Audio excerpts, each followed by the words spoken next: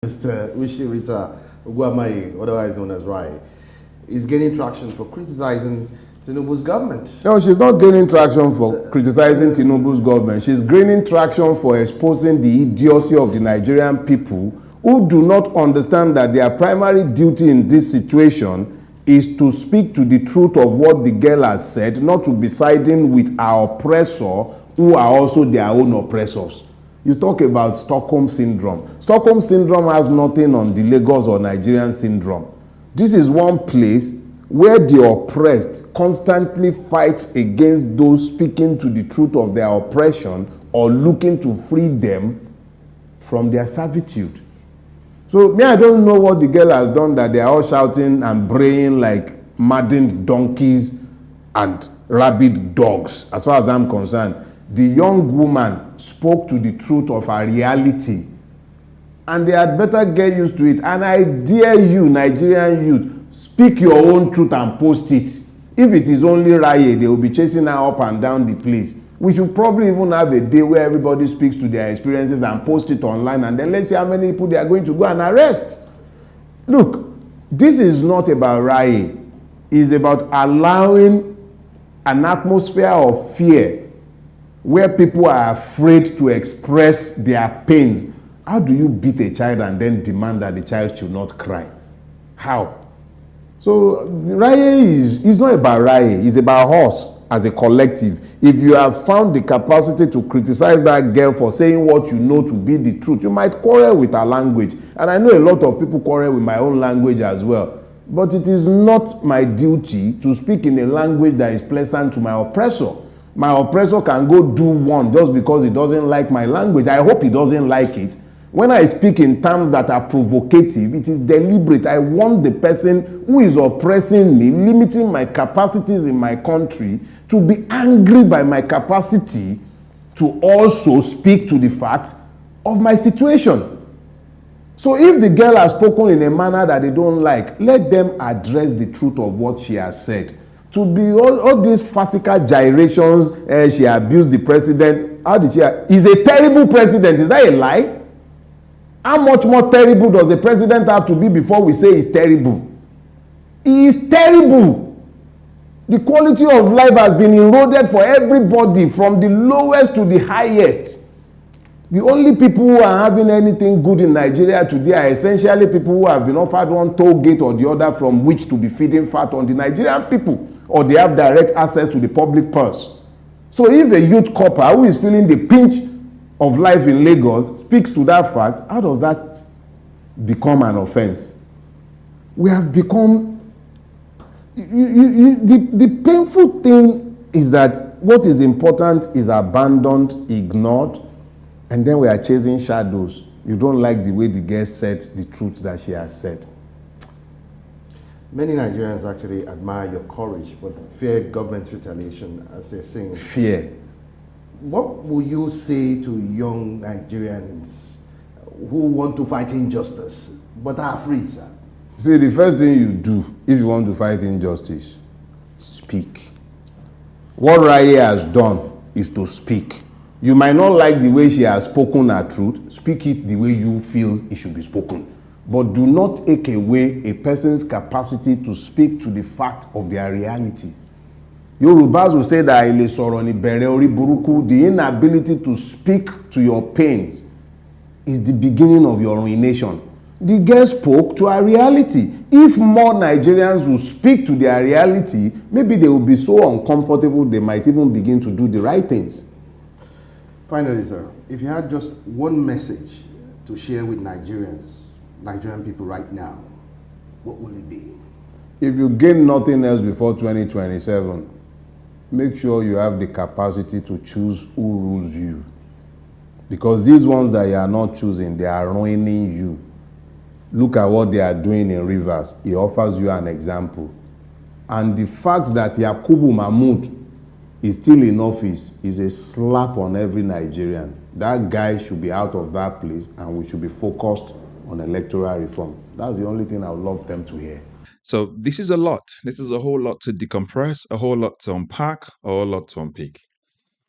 First of all, this is in response to the copper girl who spoke up and told the entire world that somebody's trying to clamp her down for speaking up about the terrible nature, the terrible nature of the Nigerian state at the moment in terms of goods and services and the way Nigeria has actually been run. And she called the government and Tinubu's government a terrible government, and she called Tinubu a terrible president. Now, before we unpack all those things that Dele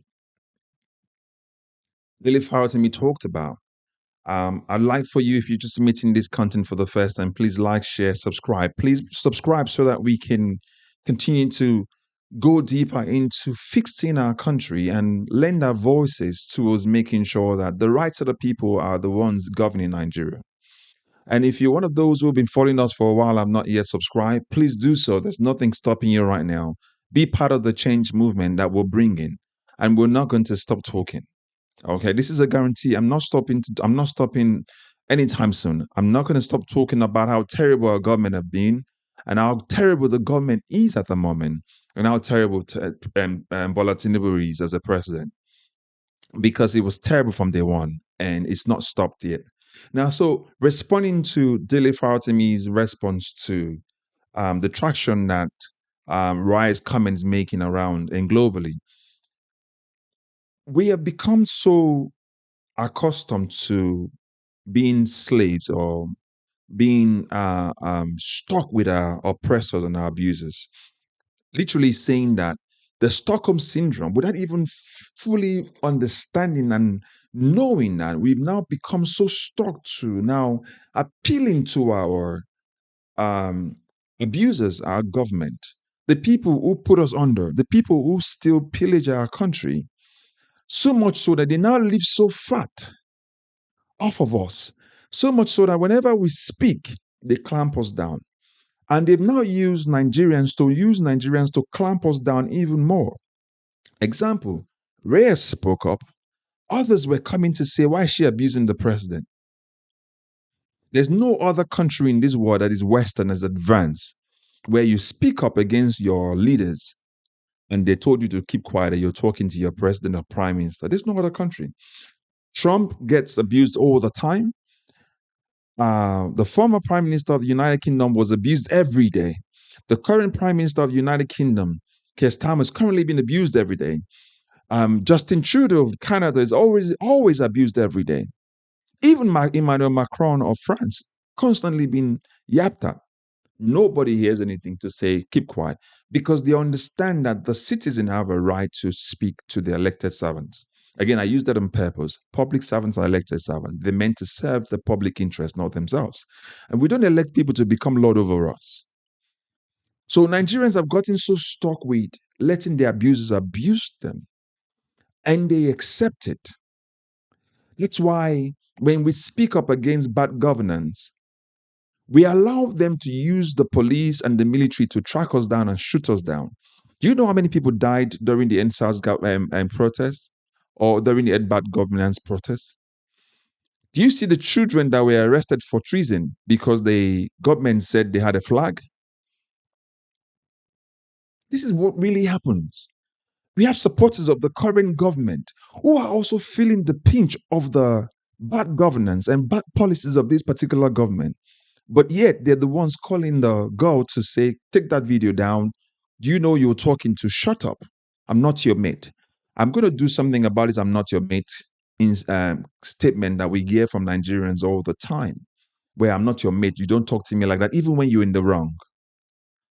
And another thing he mentioned is this change that we're pushing for. Nobody's going to give it to us. If you remember one of the videos I did one time where Amechi mentioned that Tinubu is not going to give you power, you got to take it from him. As Nigerians, this APC Tinubu government would not give us the power that we want. We have to go get it. This current Senate that we have will not give us the change that we want. We have to go get it. This current National Assembly that we have in Nigeria will not give us the kind of change that we want. We have to get it. We have to push for the removal of Yakubu Mahmoud. We have to.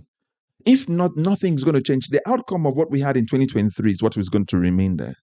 The man had the audacity. Every off-cycle election that's happened has been plagued with the same election rigging.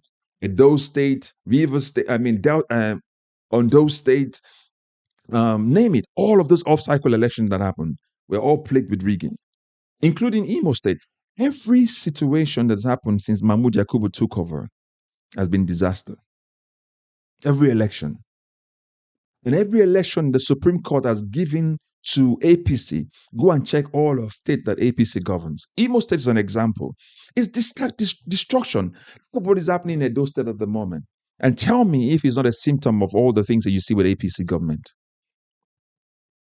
At that time, they were telling you that Tinubu built Lagos. Tinubu built Lagos. It should be given the chance to build Nigeria. Have you seen the way Tinubu built Lagos? He built Lagos to suit himself. I fashioned Lagos to his own image. That's what you are asking to give Nigeria as well. Dele made mention of the same thing about the Nigerian judicial system, where it has become hereditary, where when they're passing they're making their children judges, right from the last Chief Judge of the Federation, Bola, whatever his name is now hereditary. If you go and check it, former judge child now becomes the judge without the experience. And what do you expect? These are the children and the godfather of those children. They will only make judgment that will suit those people. So we have to stop being afraid. We have to speak up. Our current government is a terrible government. And we've had this terrible government for a while. We've just been kept quiet. We need to go for them one after the other. We need to make sure that they realize that we'll not sleep. Listen, we are the generation that will not be put down anymore. Our parents had no choice because they were coming from the civil war. So they have to play good so that they can feed their children. Now we are the children who have now realized that we can't be kept quiet anymore. So wake up. Wake up. There's terrorism all over Nigeria. There's kidnapping, there's banditry all over the nation. If you go and check it right now, there's no food in Nigeria because of what? Headsmen are killing the farmers. And when the farmers speak up and fight back, the Supreme Court sentenced them to life imprisonment or to death. What sort of nation are we running? What sort of leaders do we have? We have to make sure that 2027 is not the same. Don't leave this thing to Wike and Tinubu. Don't leave this thing to Akpabio and the Senate leadership. Don't leave this thing to the National Assembly leadership. It's going to be the same. At the state level, at the federal level, and the local government level, we have to do a complete 360. I'm telling you, don't leave it to the hands of these people. They are corrupt as hell. Look at, just yesterday, $25,000 bribe to let lawmakers pass to bribe lawmakers to pass this illegitimate and illegal state of emergency in Rivers State, all for one purpose: 2027 election. I've told you guys before, go and check my other videos. I would advise you go check other videos I have done. Everything is geared from day one when Tinubu took over, is geared towards 2027 election. That's why from day one, the day Fubara rebelled against Wike, from that day one, Rivers State became chaotic.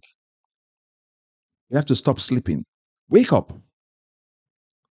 Wake up. Be active. Don't be passive anymore. Be very, very active. This government, this Tinubu government, would have ruined Nigeria by the time it's done. He would have ruined Nigeria by the time it's done. I'm telling you, go and see what happened in Lagos State. They're not telling you guys the truth. Lagos State smells. And you're now knowing that now. So now you know that he didn't build Lagos. He built a system that will continue to put money into his pocket. It's exactly what Wike was trying to do. Wike wanted to follow the same pattern of Tinubu, where he used the system to build his portfolio, so much so that he can bribe judges, police, INEC. God knows how much they've been bribed and where they've put that money. And the world is looking at Nigeria and thinking, what is wrong with these people? With all the potentials that you have, how is it that you still live in poverty?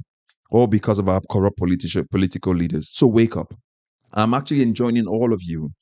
If you've subscribed, please Continue to watch and keep your comments coming. If you've not subscribed yet, please do so. And I'm enjoying all of you. Don't stop. We cannot let this 30 days challenge be where we put a full stop to it. No.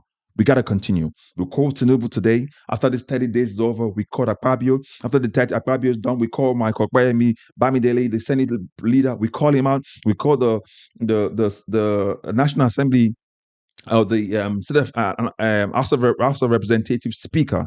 From there, we go to Shatima. From every one of them, when we enter into the states, we will make life miserable for them until they realize that we're not joking anymore.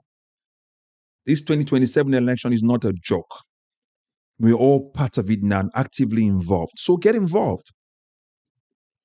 Again, subscribe, like, share, and keep the comments coming. And as always, God bless you and catch you up in the next one. Bye-bye for now.